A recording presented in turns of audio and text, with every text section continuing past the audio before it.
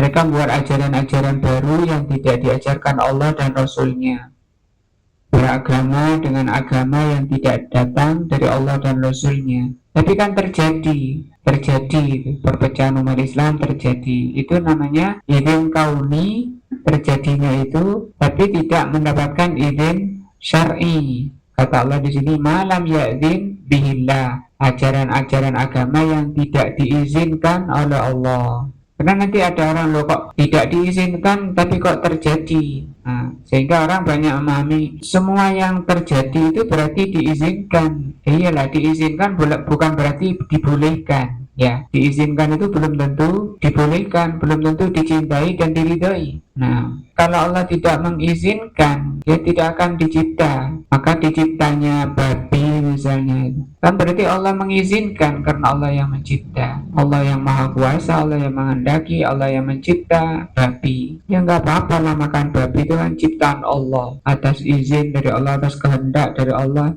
Allah menciptakan. Nah itu berarti orang itu tidak bisa membedakan antara apa? Izin kauni dan izin syar'i. Jadi tidak semua yang terjadi yang disebut izin kauni itu diizinkan secara syar'i. Membuat ajaran baru itu terjadi atas izin Allah.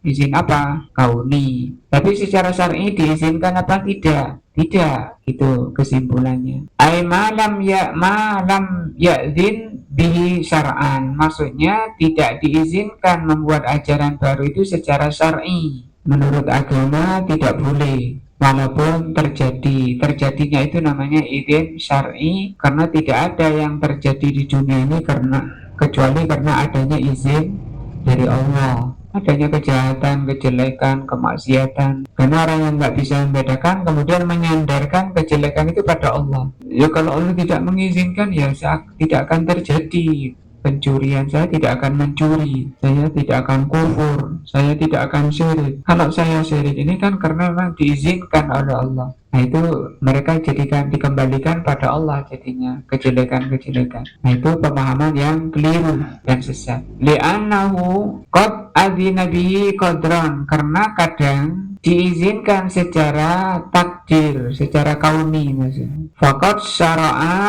min dunillahi, kadang orang membuat ajaran-ajaran sendiri, lakinnahu laisa biiznillahi syar'i, padahal itu tidak diizinkan oleh Allah secara syar'i. Nah, dan ini pentingnya kita mengingatkan, mengembalikan kepada yang diajarkan Allah dan Rasulnya. Tidak boleh menyerah kemudian ya kalau Allah menghendaki tidak terjadi ya nggak terjadi. Nah iyalah, nah berarti kan itu terjadi karena diizinkan oleh Allah. Iya, walaupun diizinkan itu salah, itu secara syar'i salah. Wa idnun qadari, izin qadari kama fi hadhil ayah, termasuk turunnya malaikat ini disebut izin qadari. Bi idzni rabbihim ay bi amrihi al qadari, atas perintah Allah yang qadari. Wa kulluhu min kulli amrin kila inna min di sini tanazzalul malaikatu warruhu fiha bi idzni rabbihim min kulli amrin. Kila inna min, bahwa min ini bimakna al-ba, maknanya ba.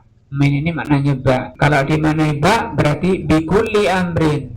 Turunnya malaikat itu dengan membawa semua apa yang Allah perintahkan, dengan semua yang Allah perintahkan. Wa huwa mubhamun, dan apa yang Allah perintahkan pada malaikat yang turun itu di sini kata beliau mubham. Mubham itu tidak disebutkan. La na'lamu ma huwa, apa itu perintahnya. Lakinnana naqulu, tapi kita katakan, kita meyakini, inna tanazzalal malaikatu fil ardi unwanun alal khairi war rahmati wal barakah, bahwa turunnya malaikat ke muka bumi ini karena membawa kebaikan, rahmat dan barokah.